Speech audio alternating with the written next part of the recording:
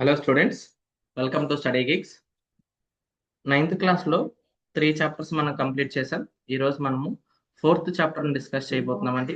రెండు చరరాశుల్లో రేఖీయ సమీకరణాలు అనే టాపిక్ గురించి ఈరోజు మనం డిస్కస్ చేయబోతున్నాము. సో ముందుగా మన గమ్యం సిరీస్ గురించి ఒక 1 మినిట్ చెప్దాం. సో ఈ గమ్యం సిరీస్లో టెస్ట్ సిరీస్ కండక్ట్ చేస్తామండి.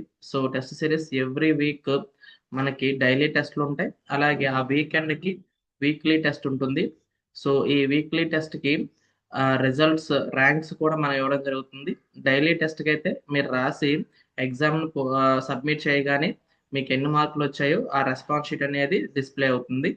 సో కాబట్టి ఎవరైనా ఇంట్రెస్ట్ ఉన్న వాళ్ళు ఉంటే ఈ గమ్యం సిరీస్లో జాయిన్ అవ్వాలనుకుంటే 703620007770 అనే నెంబర్కి మీరు గమ్యం సిరీస్లో జాయిన్ అవుతాం సార్ అని మెసేజ్ చేస్తే మీకు డీటెయిల్స్ చెప్తారు. సో ఆ డీటెయిల్స్ ఫిల్ చేసి డీటెయిల్స్ పంపిస్తే మిమ్మల్ని గ్రూప్లో యాడ్ చేస్తాము. దీనికి ఫీజు 500 ఉంటుందండి. సో దీనికి మీకు టెస్ట్ సిరీస్ వస్తుంది 500 పే చేస్తే. అలాగే దీంతో పాటు మీకు క్లాసెస్ మేము ప్రొవైడ్ చేసే క్లాసెస్ మీరు ఫ్రీగా పొందవచ్చు. అలాగే దీంతో పాటు గ్రూప్ డిస్కషన్ కూడా మీకు జాయిన్ అవ్వడానికి ఎలిజిబిలిటీ ఉంటుంది. ఆసక్తి ఉన్న వాళ్ళు గ్రూప్ డిస్కషన్లో కూడా పార్టిసిపేట్ చేయొచ్చు. ఈ గ్రూప్ డిస్కషన్లో ఉన్న వాళ్ళకి డైలీ మనం ఇచ్చిన సిలబస్ని మీరు ఎంతవరకు చదువుతున్నారో మానిటర్ చేయడం జరుగుతుంది అనమాట. అలాగే మేము ఓన్గా చదువుకుంటామన్నా కానీ ఈ టెస్ట్ సిరీస్ ఎప్పుడైనా ఎన్నిసార్లు అయినా రాసే అవకాశం ఉంటుంది. డైలీ టెస్ట్ని మీకు వెసులుబాటు ఉన్న టైంలో రాసుకోవచ్చు, కానీ ఒకటే ఒక కండిషన్ ఏంటంటే ఆ రోజు ఉన్న సిలబస్ని పూర్తి చేసిన తర్వాత మీరు ఎగ్జామ్ రాసేలాగా మీరు షెడ్యూల్ చేసుకోవాలి. సో ఇది మన గమ్యం సిరీస్ గురించి ఆసక్తి ఉన్నవారు మీ ఫ్రెండ్స్కి షేర్ చేయాలంటే తప్పకుండా షేర్ చేయండి. సో ఈ రోజు మన కాన్సెప్ట్ లోకి వెళ్దాం. రెండు చరరాశుల్లో రేఖీయ సమీకరణాలు అనే ఈ టాపిక్ గురించి మీకు ముందుగా మనం బీజగణితం చెప్పేటప్పుడు అసలు చరరాశి అంటే ఏంటో, రేఖీయము అంటే ఏంటో, అక్కడే మనము వర్గ సమీకరణము, రేఖీయ సమీకరణము వాటి గురించి బ్రీఫ్ గా చెప్పడం జరిగింది.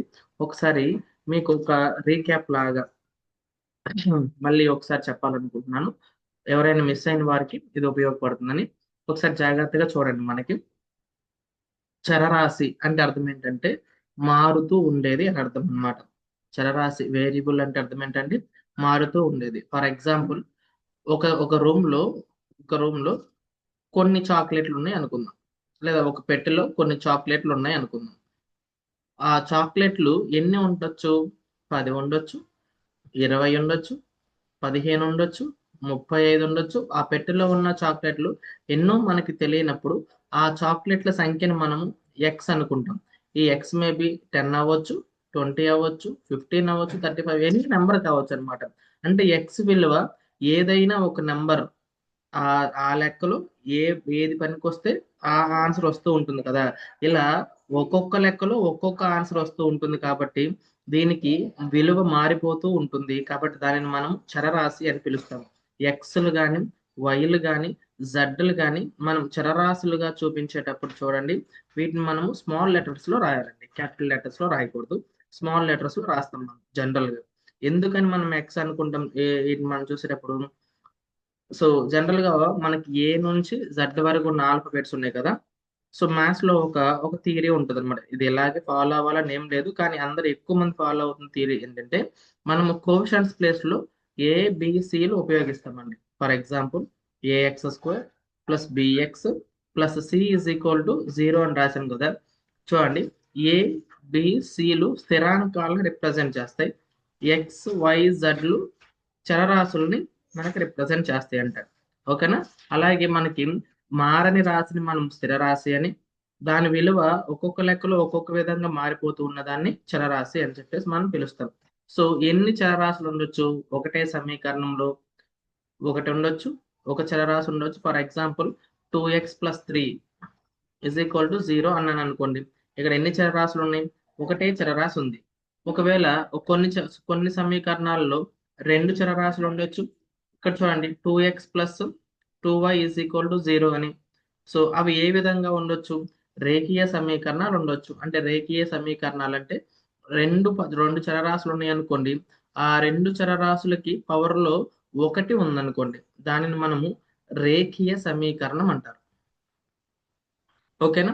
అలా కాకుండా ఆ చరరాశులకి పవర్లో స్క్వేర్ ఉందనుకోండి, దానిని వర్గ సమీకరణం అంటారు. వర్గ సమీకరణం అంటారు. మనకి ఈ రెండు పదాలు ఎక్కువగా మనకు వినిపిస్తూ ఉంటాయి 10th క్లాస్ లోపు. వర్గ సమీకరణాలు ఏమన్నా ఏకచర రాశిలో ఉన్న వర్గ సమీకరణాల గురించి మనకి 9th 10th క్లాస్ లో ప్రస్తావించడం జరిగింది. రేఖీయ సమీకరణాలు అయితే రెండు చరరాశుల్లో 2x ప్లస్ 2y అనే దాని గురించి ఇక్కడ రెండు చరరాశులు ఉన్నాయి మనకి అన్నమాట. సో ఈ రెండు చరరాశులు ఉంటే రేఖీయ సమీకరణాల మీద సాల్వ్ చేసే విధానం. వర్గ సమీకరణాలు ఉంటే for example 2x² plus 3x plus 3 is equal to 0. ఇలా ఒక సమీకరణం ఇచ్చి ఎక్స్ విలువను కనుక్కోండి, దీన్ని మనం వర్గ సమీకరణం అంటాం. ఓకేనా? అలా కాకుండా ఒకటే చరరాశి ఉంది కదా, ఎక్స్ అనే చరరాశి ఒకటే ఉంది కదా, ఏక చరరాశిలో వర్గ సమీకరణం అంటాం. రెండు చరరాశుల్లో వర్గ సమీకరణాలు ఉన్నాయి అనుకోండి, ఇది ఇంటర్మీడియట్ లో ఉంటాయి అన్నమాట. సో మనకి 10th క్లాస్ లెవెల్లో ఈ వర్గ సమీకరణాలు ఏకచర రాశి వరకు సరిపోతాయి. అదే రేఖీయ సమీకరణాలు అనుకోండి, రెండు చరరాశుల్లో ఉన్న వాటి గురించి మనం నేర్చుకోవాలన్నమాట.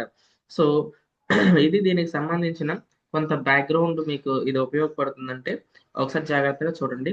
ఇప్పుడు for example 2x is equal to 3 అన్నాను అనుకోండి, 2x ఇజ్ ఈక్వల్ టు 3 అన్నాను అనుకోండి. సో దీనికి x కి ఎన్ని విలువలు ఉండవచ్చు అని అడుగుతాడండి. x కి ఎన్ని విలువలు ఉండవచ్చు. ఇక్కడ ఒకటే చరరాశి ఉంది కదా, చూడండి. x is equal to 3 into 2 అటువైపుకి వెళ్తే ఏమవుతుందండి, బై 2 అవుతుంది. x కి ఇక్కడ ఒకే విలువ ఉంటుంది, ఇక ఈ విలువ తప్ప ఇంకో విలువ ఉండడానికి వీలు లేదు. ఓకేనా? అలా కాకుండా ఇక్కడ చూడండి, X plus Y is equal to 3 అన్నాడు అనుకోండి. ఇప్పుడు ఎక్స్ కి ఎన్ని విలువలు ఉండవచ్చు అంటే అనేకమైన విలువలు ఉండవచ్చు అండి. ఎందుకని ఇక్కడ వై కూడా ఉంది కదా, వై కూడా మారే విలువే కదా.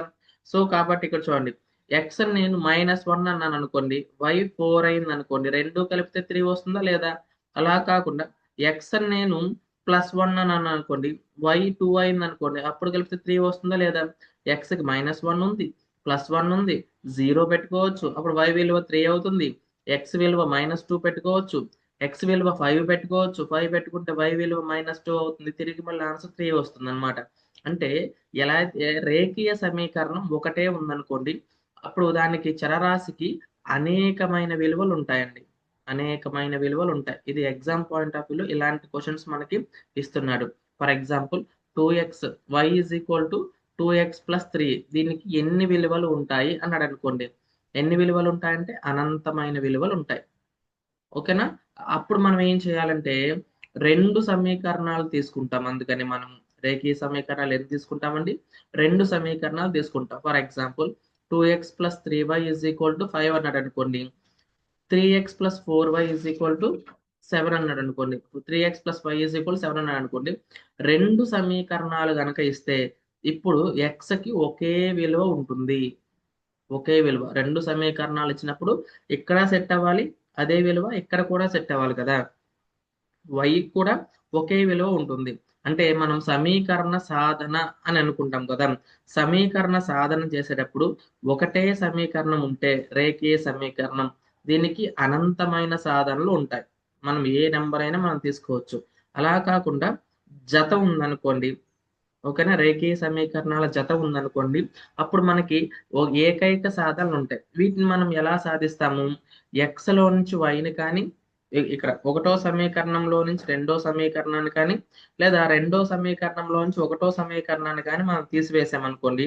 అలా తీసివేసినప్పుడు మనం గుర్తుపెట్టుకోవాల్సిన ఒక విషయం ఏంటంటే ఎక్స్ యొక్క గుణకం కానీ లేదా వై యొక్క గుణకం కానీ మనకు సమానం అయ్యేలాగా ఈ పైన ఉన్న దాన్ని కింది దాంతో, కింది యొక్క గుణకంతో మనం మల్టిప్లై చేయాలి, కింద ఉన్న దాన్ని పై దాని యొక్క గుణకంతో మనం మల్టిప్లై చేయాలి. ఇక్కడ నేను ఎక్స్ యొక్క గుణకాలు నేను సమానం చేస్తున్నాను. చూడండి ఎలాగంటే, ఇప్పుడు ఎక్స్ యొక్క గుణకం 2 ఉంది కదా, ఆ 2తో నేను ఈ సమీకరణం మొత్తాన్ని మల్టిప్లై చేస్తాను. ఇక్కడ 3 ఉంది కాబట్టి నేను ఈ 3తో ఈ పైన ఉన్న సమీకరణం మొత్తాన్ని మల్టిప్లై చేస్తాను. అప్పుడు చూడండి ఏమవుతుందో, 3 2 6x, 3 3 9y is equal to 3 5 15 అవుతుంది. అలాగే పైన ఉన్న 2తో కింద దాన్ని నేను మల్టిప్లై చేస్తే 2 3 6x, 2 1 2y, 2 7 14. ఓకేనా? ఇప్పుడు నేను సబ్ట్రాక్షన్ చేసినప్పుడు చూడండి, తీసివేసినప్పుడు ఎక్స్ యొక్క గుణకం క్యాన్సిలేషన్ అయిపోయి మనకి 7y ఈజ్ ఈక్వల్ టు 1 వస్తుంది, y ఈజ్ ఈక్వల్ టు 1/7 వస్తుంది. ఈ విధంగా మనము y విలువను కనుక్కుంటాం అనమాట. సో ఈ y విలువను తీసుకెళ్ళి దీంట్లో ప్రతిక్షేపించిన లేదా దీంట్లో ప్రతిక్షేపించిన లేదా పైనున్న వాటిలో ప్రతిక్షేపించినా కూడా ఎక్కడ ప్రతిక్షేపించినా కానీ మనకి x విలువ అనేది వస్తుంది. ఫర్ ఎగ్జాంపుల్ నేను 2x + 3y = 5 అని తీసుకున్నాను. y ప్లేస్ లో ఎంత ఆన్సర్ వచ్చింది నాకు 1/7 వచ్చింది అనమాట. ఓకేనా. 2x = 5 - 3/7. 7 5 35 నుంచి 3 పోతే 32/7. ఈ ఇంటూ 2 అటు పక్క వెళ్తే ఏమవుతుంది, బై 2 అవుతుంది. ఓకేనా. ఈ 2 ఇందులో 16 టైమ్స్ క్యాన్సిల్ అవుతుంది, 16/7. సో x ఎంత వస్తుందండి, 16/7. ఇలా y కి ఒక విలువ, x కి ఒక విలువ ఉంటుంది అనమాట. దీనిని మనము సమీకరణాలను సాధన చేయడము అని పిలుస్తారు అనమాట. రెండు సమీకరణాలను సాధన చేయడము, సాధించడము అని అంటాం అనమాట. సో దీనికి ఎన్ని విలువలు ఉంటాయి, రెండు వేరు వేరు సమీకరణాలు ఉంటే ఒక విలువే ఉంటుంది. కొన్ని సందర్భాల్లో అనంతమైన విలువలు ఉంటాయి. రెండు సమీకరణాలు ఉన్నాయనుకోండి, వాటికి ఏముంటాయండి, అనంతమైన సాధనలు ఉంటాయి. కొన్ని సమీకరణాలకు అసలు సాధనలే ఉండవు. వీటి గురించి మన 10th క్లాస్లో డీటెయిల్డ్గా మనము నేర్చుకుంటాం అన్నమాట. సో మనకి రెండు సమీకరణాలు ఉంటే దాదాపుగా ఎక్కువ సందర్భాల్లో ఒకే విలువ మనకు వస్తుంది. ఒక సమీకరణం ఉంటే మనకి అనంతమైన సాధనలు ఉంటాయి అన్నమాట. సో ఇది దీనికి సంబంధించిన కొంత బ్యాక్గ్రౌండ్. ఇప్పుడు మనం 9th క్లాస్లో ఉన్నాం. ఒక్కొక్క ఎక్సర్సైజ్ లో ఉన్న అన్ని క్వశ్చన్స్ గురించి ఈ రోజు మనం డిస్కస్ చేద్దాం. సరేనా. సమీకరణము అంటే అసలు ముందుగా మీకు ఐడియా ఉండుంటది, =0 అని ఉండాలన్నమాట సమీకరణము అంటే. ఓకేనా. ఇక్కడ చూడండి, ఫస్ట్ క్వశ్చన్ ఏమి ఇచ్చాడంటే, ఒక నోటు పుస్తకం వెల పెన్ను ఖరీదు కన్నా 2 రెట్లు. ఇప్పుడు పుస్తకం వెలను నేను x అనుకున్నాను అనుకోండి. ఓకేనా. దాని పెన్ను ఖరీదు, పెన్నును నేను y అనుకున్నాను అనుకోండి. ఆ పెన్ను యొక్క ఖరీదు కన్నా 2 రెట్లు అంటే ఏం చేయాలంటే, పెన్ను యొక్క ఖరీదుని నేను రెట్టింపు చేయాలి. ఇంటూ 2 అనేది రాయాలన్నమాట. ఇలా రాయడం, మీకు సమీకరణం రాయడం మీకు తెలియాలి. నోటు పుస్తకం ఖరీదు పెన్ను ఖరీదుకు 2 రెట్లు అంటే, మీరు ఏదైతే పెన్ను ఖరీదు అనుకున్నారో దాన్ని 2తో మీరు మల్టిప్లై చేస్తే అప్పుడు నోటు పుస్తకానికి సమానం అవుతుంది అనమాట. ఈ వాక్యాన్ని రెండు చరరాశుల్లో రేఖీయ సమీకరణం రాయండి అని అనుకోని రాసామనుకోండి. చూడండి, x = 2y, ఈ +2y ఇటు పక్క వస్తే -2y = 0. ఇలా ఉంటే మనం దీన్ని సమీకరణం అనొచ్చు. అంటే తో రెండు చరరాశులు కనుక వేరు చేయబడి ఉన్నాయంటే దాన్ని మనము సమీకరణం అంటాం. ఒకవేళ అలా కానీ లేకపోతే దాన్ని మనం ఏమంటాము, బహుపది బహుపది అని చెప్పేసి మనము పిలుస్తాం అన్నమాట.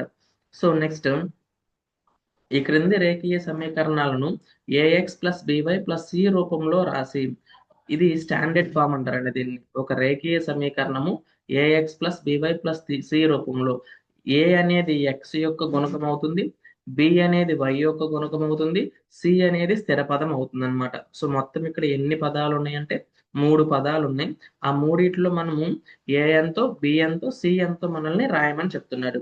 సో ఇక్కడ కనుక మీరు చూడండి, ఫస్ట్ ఏమి ఇచ్చాడు, 2x + 3y = 9.35 బార్ అన్నాడండి. చూడండి, 2x + 3y, ఇప్పుడు ఇటువైపు ఉన్న ప్లస్ ఇటువైపు వస్తే ఏమవుతుంది, -9.3.5 బార్.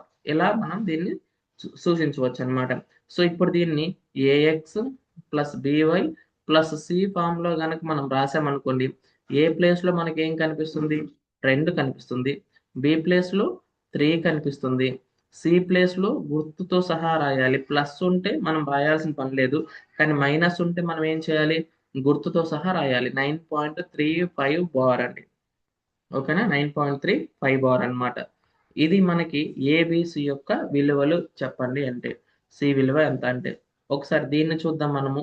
ఇక్కడ ఏమి ఇచ్చాడు, x - y/5 - 10 = 0 అన్నాడు. దీనిని మనం ax + by + c రూపంలో కనుక దీన్ని కంపేర్ చేస్తే, ఇక్కడ x ప్లేస్ లో మనం మినహాయించుకుంటే ఏ ప్లేస్ లో ఎంత ఉన్నట్లు, 1 ఉన్నట్లు కదా.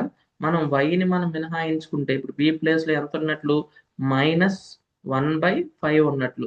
మనం c ప్లేస్ లో ఎంత ఉన్నట్లు, -10 ఉన్నట్లు. a విలువ 1, b విలువ -1/5, ఇక్కడ సి విలువ -10. గుర్తుతో సహా రాయాలి మైనస్లు ఉన్నప్పుడు, ప్లస్లు ఉన్నప్పుడు అవసరం లేదు. ఇక్కడ చూడండి, -2x + 3y -6 0. ఎందుకంటే రాశాను, ఇటువైపు ఉన్న +6 ఇటువైపు వస్తే మైనస్ వస్తుంది అనమాట. దీన్ని నేను ఏఎక్స్ ప్లస్ బీవై ప్లస్ సితో నేను కంపేర్ చేస్తున్నాను. ఏ ప్లేస్లో ఏముందండి మనకి -2 ఉంది. బి ప్లేస్లో ఏముందండి 3 ఉంది. ఓకేనా, +3 అండి. త్రీ ప్లేస్ లో ఏముంది -6 ఉందండి. సో ఈ విధంగా మనకి దీని యొక్క ఆన్సర్స్ మనం ఫైండ్ అవుట్ చేయొచ్చు. ఇలా ప్రతి దాన్ని మీరు చేయొచ్చు అండి. ఇక్కడ చూడండి 2x is equal to -5y అని ఉందండి. సో ఇక్కడ మనం దీన్ని 2x -5y ఇటు పక్క వస్తే ఏమవుతుంది +5y. ఇక్కడ స్థిరాంకం ఏమైనా ఉందా, ఏం లేదనమాట. సో ఇది రాయాల్సిన అవసరం లేదు, మీకు అర్థమవుతుందని రాశాను. ఇప్పుడు దీన్ని A X plus by plus C రూపంలో కనుక మీరు కంపేర్ చేసుకుంటే ఏ ప్లేస్ లో 2 ఉంది, బి ప్లేస్ లో 5 ఉంది, సి ప్లేస్ లో 0 ఉంది. సో ఏ ఎంత, బి ఎంత, సి ఎంత, స్థిర పదం ఎంత అని అడుగుతుంటాడు ఒక్కొక్కసారి. ఏ యొక్క గుణకం ఎంత, బి యొక్క గుణకం ఎంత అని అడుగుతూ ఉంటాడు ఒక్కోసారి. ఇక్కడ చూడండి y-2 ఈజ్ ఈక్వల్ 0. ఇక్కడ ఎక్స్ టర్మ్ ఏమైనా ఉందా అండి, ax plus by plus c is equal 0 కదా. ఇక్కడ ఎక్స్ టర్మ్ ఏం లేదు కాబట్టి a is equal to 0, b is equal to 1, c is equal to -2 అవుతుంది అనమాట. ఓకేనా.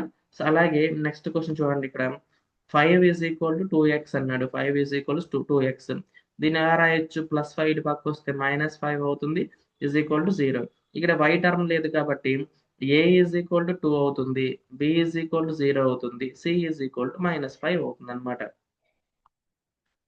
సో ఇది అర్థమైంది అనుకుంటున్నాను. మనం దీని తర్వాత నెక్స్ట్ స్టేజ్ లో ఇది మల్టిపుల్ చాయిస్ క్వశ్చన్స్ గా ఏ విధంగా వస్తాయి, అప్పుడు మనం ఈజీగా ఎలా ఐడెంటిఫై చేయొచ్చు మనం నెక్స్ట్ క్లాస్ లో నెక్స్ట్ రివిజన్ లో మనం చూద్దాం. ఇది ప్రస్తుతానికి మీరు నన్ను ఓన్లీ టెక్స్ట్ బుక్ లో ఉన్న అన్ని లెక్కల్ని ఒకసారి సాల్వ్ చేయండి సార్, మేము చేయలేకపోతున్నాం అని అడిగారు కాబట్టి నేను టెక్స్ట్ బుక్ లో ఉన్న ప్రతి లెక్కను మీకు సాల్వ్ చేసి అక్కడ ఏదైనా కాన్సెప్ట్ ఉంటే అది మీకు ఎక్స్ప్లెయిన్ చేయాలని మాత్రమే నేను చూస్తున్నాను. ఓకే. ఈ క్రింది వాటిలో సరైనది ఏది, ఎందుకు అన్నాడండి. రేఖీయ సమీకరణం y is equal to 3x + 5కి ఏకైక సాధన ఉంటుందా, రెండు సాధనలు ఉంటాయా, అనంతమైన సాధనలు ఉంటాయా? ఏమని అడుగుతున్నాడు, ఏకైక సాధన ఉంటుందా, రెండు సాధనలు మాత్రమే ఉంటాయా, అనంతమైన సాధనలు ఉంటాయా? నేను ఇంతకు ముందు చెప్పాను, ఒకటే సమీకరణం ఉన్నప్పుడు దానికి అనంతమైన సాధనలు ఉంటాయి. ఇక్కడ ఎక్స్ ప్లేస్ లో మనం ఏదైనా ప్రతిక్షేపించుకోవచ్చు, అప్పుడు వైకి ఒక విలువ వస్తుంది. సో అది గుర్తుపెట్టుకోవాలి మనం. సో ఓకేనా. అలాగే నెక్స్ట్ రెండో క్వశ్చన్ చూద్దామండి. ఈ క్రింది సమీకరణాలు ఒక్కొక్క దానికి 4 సాధనలు రాయండి అన్నాడు. నేను ఒకటి రాస్తున్నాను, మిగతా 3 మీరు రాసే ప్రయత్నం చేయండి. ఇప్పుడు నేను x ఇజ్ ఈక్వల్ టు 1 అని తీసుకుంటున్నానండి, 1 అని తీసుకుంటున్నాను. అప్పుడు ఏమవుతుంది 2 × 1 plus y is equal to 7. 2 1s are 2. So +2 అటు పక్క వెళ్తే -2, 7 -2 దట్ ఈస్ ఈక్వల్ టు 5 అనమాట. ఇప్పుడు x, y ఎంత అవుతుందండి, 2, 5 అవుతుంది. సారీ 1, 5. నేను x విలువ 1 తీసుకుంటే y విలువ 5 వచ్చింది అనమాట. మీరు కూడా x విలువ వేరే తీసుకోండి, y విలువ ఎంత వస్తుందో చూడండి. x విలువ 2 తీసుకుని y విలువ ఎంత వస్తుందో ఒకసారి నాకు కామెంట్ చేయండి, నేను చెక్ చేస్తాను. అలాగే ఇక్కడ చూడండి 5x + y is equal to 9 అనమాట. 5x + y is equal 9. ఇందులో 4 సాధనలు రాయండి అన్నాడు.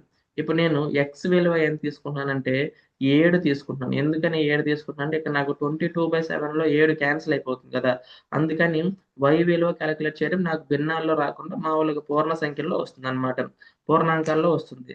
5 ఈజ్ ఈక్వల్ టు 22/7, ఈ 7 plus y is equal to 9 అని ఉంది. ఈ 7 క్యాన్సిల్ అయిపోతే 22 + y is equal to 9. y is equal to 9 - 27. So 22 లోంచి 9 పోతే 13 వస్తుందండి, -13 y value. x is equal to 7 అయితే y ఈజ్ ఈక్వల్ -13. మీరు ఇక్కడ ఏ నెంబర్ అయినా తీసుకోవచ్చు, అప్పుడు y మనకి భిన్నాల్లో వస్తుంది అనమాట. సో ఇలా మనకి 4 సాధనలు మనల్ని రాయమన్నాడు. అలాగే ఇక్కడ చూడండి x - 2y is equal to 4 అయితే ఈ సమీకరణానికి సాధనలు ఏవి కాదు అన్నాడు. సాధన అంటే అర్థం ఏంటి, ఎక్స్ ప్లేస్ లో y ప్లేస్ లో కనుక ప్రతిక్షేపిస్తే దాని విలువ ఎంత అవ్వాలి, 4కి సమానం రావాలి. ఓకే, ఇస్ ఈక్వల్ టు 4 అవ్వాలన్నమాట. లేదా ఈ 4 ఇటు పక్క తీసుకొస్తే ఇజ్ ఈక్వల్ టు 0కి సమానం అవ్వాలి. ఎవరైనా కన్ఫ్యూజ్ అవుతాం సార్ అంటే -4 ఈజ్ ఈక్వల్ టు 0 కదా, ఈ మొత్తం చేస్తే మీకు 0 అవ్వాలి. లేదా ఇక్కడే ఉంచితే ఇది 4కి సమానం అవ్వాలి. ఇది అవుతుందా లేదో చూద్దామండి. ఎక్స్ ప్లేస్ లో నేను 0 పెట్టాను, మైనస్ y ప్లేస్ లో 2 పెట్టాను, ఇజ్ ఈక్వల్ నాకు 4 అవ్వాలి. కానీ ఇక్కడ ఎంత వచ్చింది? -4 అయింది. ఇది సమానం అయినట్లా? కానట్లు. అంటే ఇది మనకి సాధన కాదనమాట. నేను 2, 0 ప్రతిక్షేపిస్తున్నాను ఫస్ట్. ఎక్స్ ప్లస్‌లో 2 పెట్టాను. 2 మైనస్ 2 ఇంటూ 0 అంటే ఇది 0 అయిపోతుంది. ఇది 4కు సమానమైందా అంటే కాలేదు. అంటే ఇది కూడా మనకి సాధన కాదు. అలాగే ఇది చూస్తున్నానండి. మూడో పాయింట్ చూస్తున్నాను. ఇక్కడ 4 ప్రతిక్షేపిస్తున్నానండి. ఎక్స్ ప్లస్‌లో 4 అలాగే y ప్లేస్‌లో 0 ప్రతిక్షేపిస్తున్నానండి. ఇది 4 వస్తుంది. సో, కాబట్టి 4 వచ్చింది కాబట్టి 4, 0 అనేది ఒక సాధన అవుతుందన్నమాట. అలాగే నెక్స్ట్ చూడండి. ఎక్స్ ప్లేస్‌లో √2 ప్రతిక్షేపిస్తున్నానండి. √2 మైనస్ y ప్లేస్‌లో 4√2 ప్రతిక్షేపిస్తున్నానండి. 2 ఇంటూ 4√2 అప్పుడు ఎంత అవుతుంది? 8√2 అవుతుంది. ఓకేనా? 8√2 8√2లోంచి ఒక √2 పోయిందనుకోండి 7√2లు వస్తాయి. అది 4కు సమానం అవుతుందంటే అవ్వదు. సో, కాబట్టి ఇది మనకి సాధన కాదు. అలాగే 1, 1 ప్రతిక్షేపించాననుకోండి 1 మైనస్ 2 ఇంటూ 1 4 అవుతుందా? కాదు. 1 మైనస్ 2 4 మైనస్ 1 4 వచ్చింది కాబట్టి ఇది కూడా మనకి సాధన కాదనమాట. సో, మనకి ఎగ్జామ్ పాయింట్ ఆఫ్ వ్యూలో అడగడానికి అవకాశం ఉన్న క్వెషన్ ఇదొకటండి. సో, మీ టెక్స్ట్ బుక్‌లో ఇక్కడ మీరు ఇంపార్టెంట్ అని నోట్ చేసుకోండి. x 2, y 1 అంది. తర్వాత 2x 3y k. 2x 3y k కదా! సో, x ప్లేస్‌లో 2 ప్రతిక్షేపించండి. x ప్లేస్‌లో 2, y ప్లేస్‌లో 1. 3 ఇంటూ 1 అప్పుడు k విలువ ఎంతో వస్తుంది మనకి. 2 రెళ్ళు 4, 3 ఒకట్ల 3. 4 ప్లస్ 3 ఎంత? 7. సో, k విలువ ఎంత అంటే 7. ఇలా ఈ యొక్క సమీకరణం ఇచ్చి ఈ క్రింది వాటిలో k విలువ ఎంత అని అడిగే అవకాశం ఉందన్నమాట. ఇది మనకి ఎగ్జామ్ పాయింట్ ఆఫ్ వ్యూలో చాలా ఇంపార్టెంట్ అయిన మోడల్. ఒకసారి మనము సారాంశం చూద్దామండి. 2 చలరాశుల్లో రేఖీయ సమీకరణాల సాధారణ రూపము. ఇది చాలా ఇంపార్టెంట్. ax by c 0. ఏ, బీలు మరియు ఏ, బి, సిలు వాస్తవ సంఖ్యలు మరియు ఏ, బీలు రెండూ ఒకేసారి సున్నాలు కావు. ఒకటి 0 అవ్వచ్చు. 2 0 అయిపోతే ఏమవుతుంది? అసలు అక్కడ చరరాశులే ఉండవు. కేవలం స్థిరరాశి మాత్రమే ఉంటుందన్నమాట. ఒకే సమయంలో 2 0 కాకూడదు. అప్పుడు అది మనం రేఖీయ సమీకరణంగా భావించకూడదు. 2 0 అని రాస్తే అది సమీకరణం అవుతుందా? ఇది సాధ్యమవుతుందా? సాధ్యం కాదు కదా! కాబట్టి ఎక్స్‌గా ఏ 0 ఉండొచ్చు. అంటే 2y 3 అని ఉండొచ్చు. ఇక్కడ x అనేది 0. సారీ ఏ 0 x కోఎఫిషియంట్ లేదు. స్థిరాంకం. ఓన్లీ y కోఎఫిషియంట్ మాత్రమే ఉంది ఇక్కడ. ఓకేనా? y యొక్క గుణకం మాత్రమే ఉందన్నమాట. సో, ఇలా ఉండొచ్చు. లేదా ఒక్కొక్క దాంట్లో x ఉండి y ఉండకపోవచ్చు. కానీ రెండూ లేకపోతే అసలు ఆ సమీకరణమే ఉండదన్నమాట. నెక్స్ట్ 2 చరరాశుల్లో రేఖీయ సమీకరణానికి అనంతమైన సాధనలు ఉంటాయి. మోస్ట్ ఇంపార్టెంట్ బిట్ అంటే ఇది. ఓకేనా? అలాగే రేఖాచిత్రంపై గల బిందువు 2 చలరాశుల్లో రేఖీయ సమీకరణానికి ఒక సాధన అవుతుంది. అంటే ఏదైనా ఇది ఒక సరళ రేఖ అనుకోండి. రేఖీయ సమీకరణం అంటే ఒక సరళ రేఖ కదా! దీని మీద ఏదైనా ఒక బిందువు దాంట్లో ప్రతిక్షేపిస్తే వి దాని విలువ 0 వచ్చిందనుకోండి. దానిని మనము సాధన అని పిలుస్తాము. ఆ రేఖపై ఉన్న ప్రతి బిందువు కూడా దానికొక సాధన అవుతుందన్నమాట. మీకు 10థ్ క్లాస్‌లో ఈ బిందువులతో మనం 2 రేఖలతో గ్రాఫ్ గీసి దీని యొక్క ఖండన బిందువు కనుక్కుంటాం మనం. x విలువ, y విలువ ఎంతొచ్చిందనని చెప్పేసి. అలాగే అప్పుడు మనం ఏం చేస్తామంటే కొన్ని బిందువులు గుర్తించి, ఆ బిందువులు గుండా పోయే సరళ రేఖను సమీకరణం ద్వారా కనుక్కుంటాం. అంటే దీని అర్థం ఏంటి? ప్రతి బిందువు సరళ రేఖ మీద ఉంటుంది అని అర్థం అన్నమాట. అదే ఇక్కడ ఇచ్చినాడు కూడా. సరేనా? సో, ఇది మనకి చిన్న చాప్టర్ అండి. మనకి బీజగణితంలో ఇంట్రడక్షన్ మనకి ఇక్కడ ఉంది. ఇది కొంచెం మీరు బాగా అర్థం చేసుకుంటే మీకు 10థ్ క్లాస్‌లో ఉన్న లెక్కలనేవి చాలా బాగా అర్థమవుతాయి. ఈ టాపిక్ మీకు ఎంతవరకు అర్థమైందో ఏదైనా మళ్ళీ ఏదైనా డౌట్ ఉంటే మళ్ళీ ఒకసారి అడగడానికి ప్రయత్నించండి. ఇక్కడ మీకు జూమ్ లింక్ ఇవ్వలేదు. ఈరోజు కొంచెం టైం తక్కువగా ఉందని. ఓన్లీ నేను ఎక్స్‌ప్లెయిన్ చేశాను. చిన్న చాప్టర్ మీకు అర్థమవుతుందని అనుకుంటున్నాను. ఒకవేళ ఇన్ కేస్ మీకు ఏదన్నా గనక డౌట్ ఉంటే కామెంట్ సెక్షన్‌లో మీరు మెన్షన్ చేయండి. దీని మీద మళ్ళీ ఇంకో క్లాస్ మనం కండక్ట్ చేద్దాం. సో, విన్నందుకు థ్యాంక్ యూ. ఈ క్లాస్ మీ ఫ్రెండ్స్ గనుక ఉపయోగపడుతుంది అనుకుంటే తప్పకుండా వారికి షేర్ చేయండి. మళ్ళీ కలుద్దాం. ధన్యవాదాలు. జై హింద్.